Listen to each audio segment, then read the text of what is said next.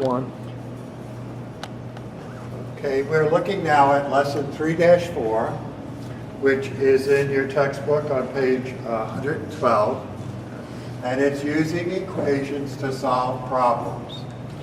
So our learning objective is that students will be able to use the 5-step plan to solve word problems. Now that 5-step plan, you're going to have to go back in your book to page 27 to find those 5 steps. And you'll see many different procedures for problem solving, but they do sort of come back to the 5 steps that are in the book here. Okay, the first one, step 1, is reading the problem carefully. So we have to read the problem, and that is always a difficult thing because you really have to understand the words of the problem before you're able to approach a solution to the problem. And once you've read the problem carefully, then you're trying to look at the variables within that problem.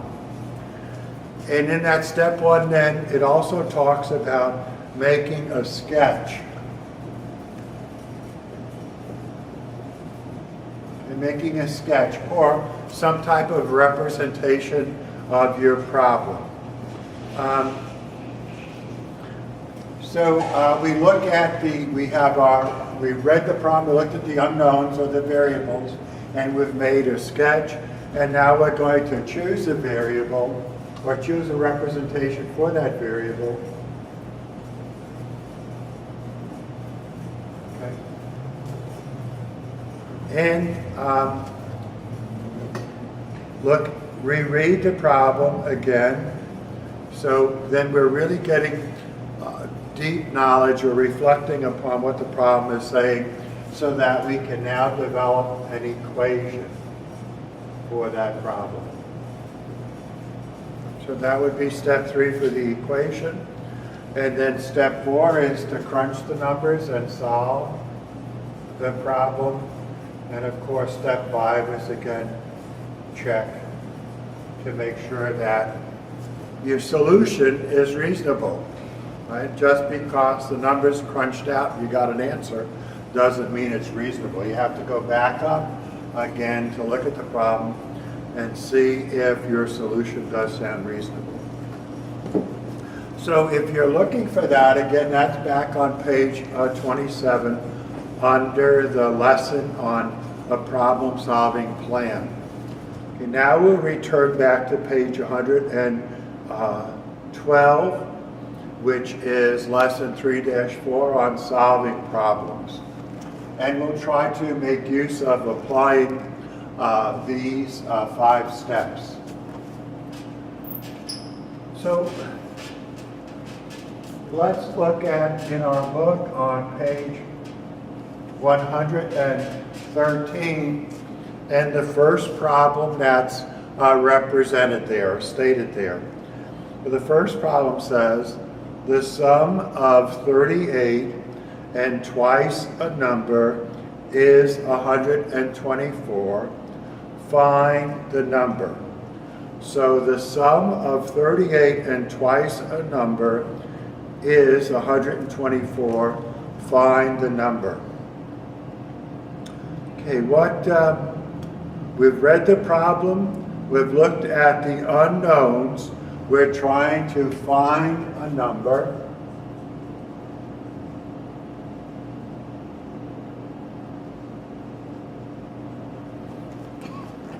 And it says in step 1 we can work some type of a representation for finding a number. And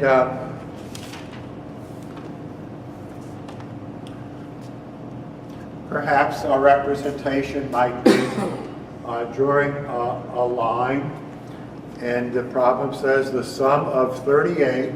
So let's put on here, we'll put 38 and twice a number.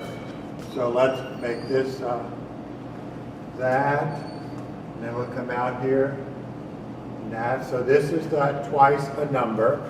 So we'll let this be like an n. This would be another n. So we have our twice a number is 124.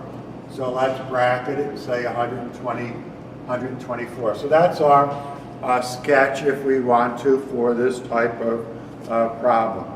And when we did that, we actually were working into the step 2 where we were choosing the variable. And that's basically let n be the number. We're letting n be the number. Then we get into step 3. We're trying to develop an equation.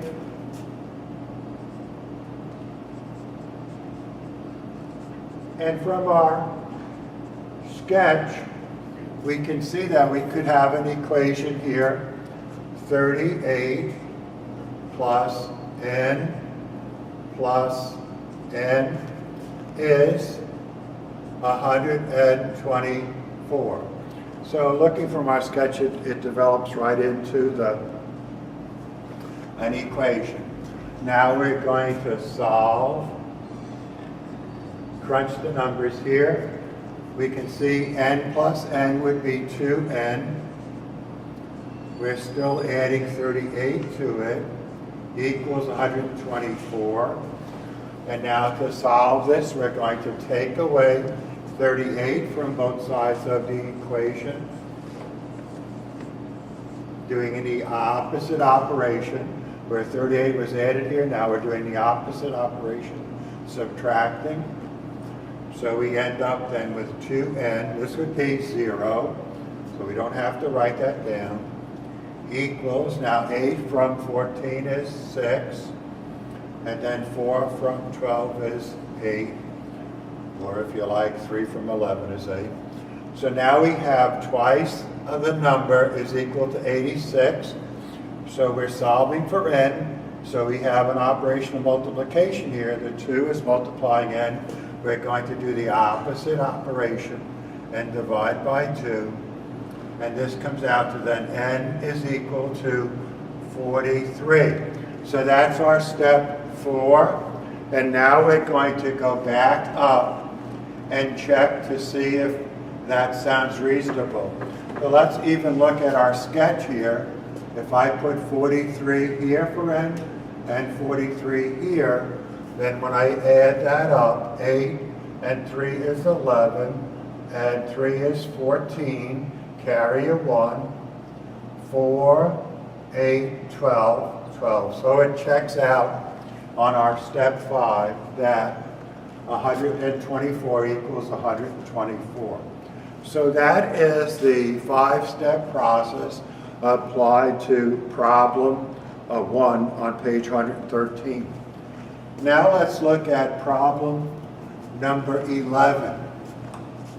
So it's on the same page. It's a little bit more complex. And I hope you notice that the problems have capital letters A, B, and C. And each one of those letters by the problems gets into more complexity. So we'll be looking at problem number 11. It's still within the A problem areas. And let's read problem number 11 together. Bert's Burger Barn sold 495 hamburgers today. The number sold with cheese was half the number sold without cheese. How many of each kind were sold? So we look at this, we have some unknowns. We don't know how many burgers were sold with cheese or burgers were sold without cheese. Those are our unknowns for us as we read that problem. Now, if you like to, you can make a sketch. Okay, and you're going to try to do a sketch which shows some relationship between the burgers with cheese and the burgers without cheese. So let's see if we can see a relationship there. It says the number sold with cheese was half the number sold without cheese. So let's try to do a representation. So this is still in step one. So with cheese,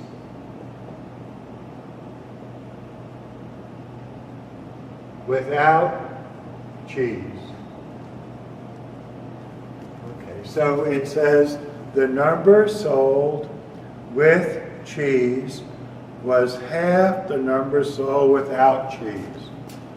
So if I do a block like this for without cheese, then my with cheese is going to be half the size of that block visually in our sketch. Now what do we notice? We know in our sketch that the total number of burgers that are sold is 495. Okay, so that's our step one. We've read the problem. We see where we have unknowns. They're the with cheese and without cheese hamburgers. And we've done a little sketch to help us to work it. Now, if you like, you can now choose your variable. And why don't we let,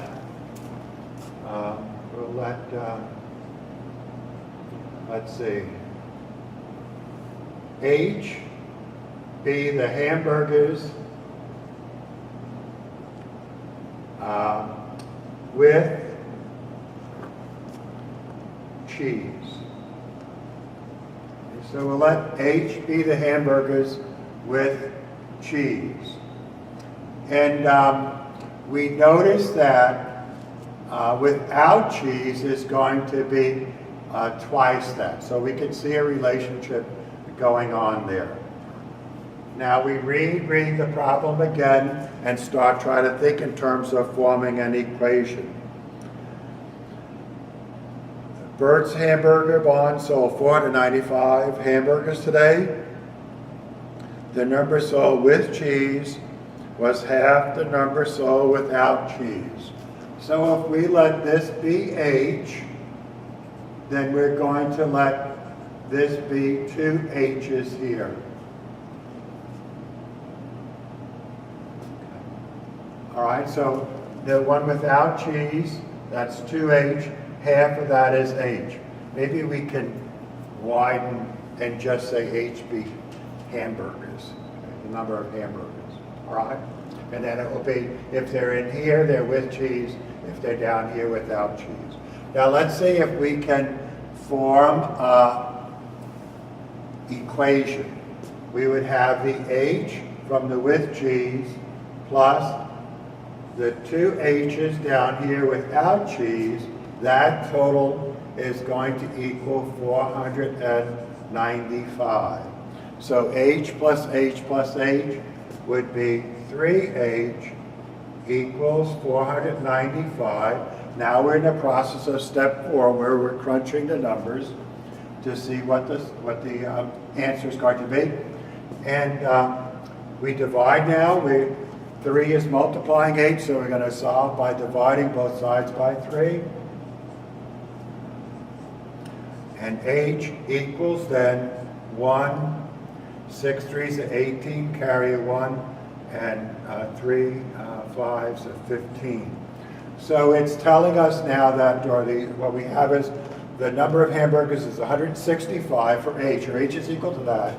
So this is 165, that's 165, and that's 165. Well, let's see if that sum comes out to be 495. 5, 10, 15. 3 times 6 is 18, plus 1 is 19, and 4. So that is our step 5, and that checks. Okay, so now let's go and jump headlong into set C on page 115, problem number 32. Now these are the most difficult problems. And you can see there's 3 of them there.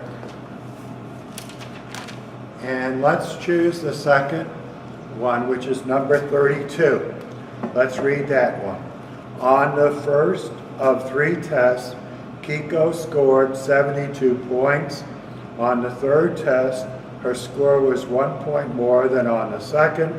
Her average on the 3 tests was 83. What were her scores on the second and third tests? So we've read the problem.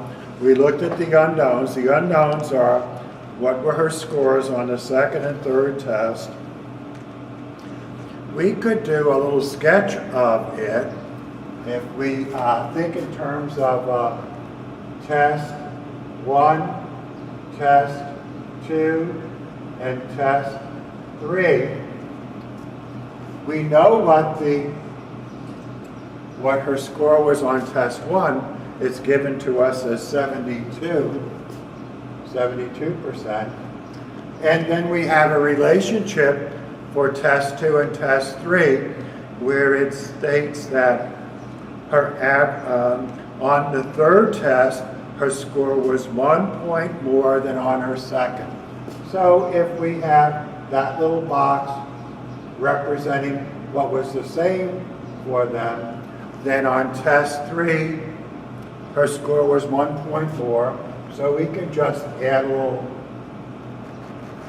coming off that and know that that's going to be 1 extra point. Now, we need to choose our variable, and let's let the variable be, say, the scores.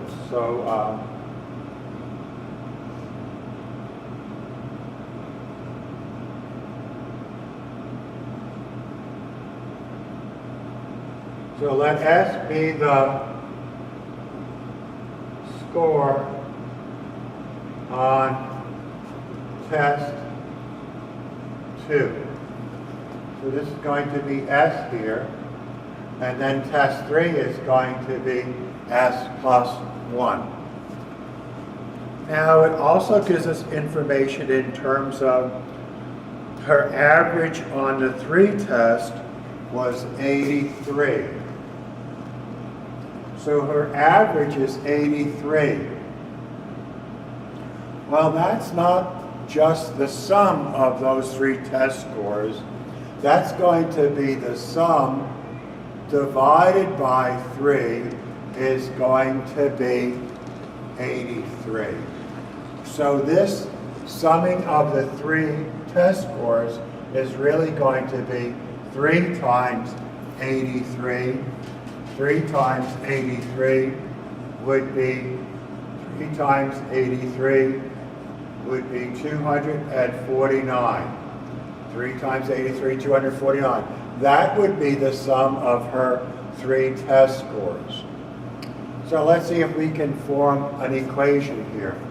We have 72 from the first test plus the score from the second test, the score from the third test, which is S plus 1, equals 249.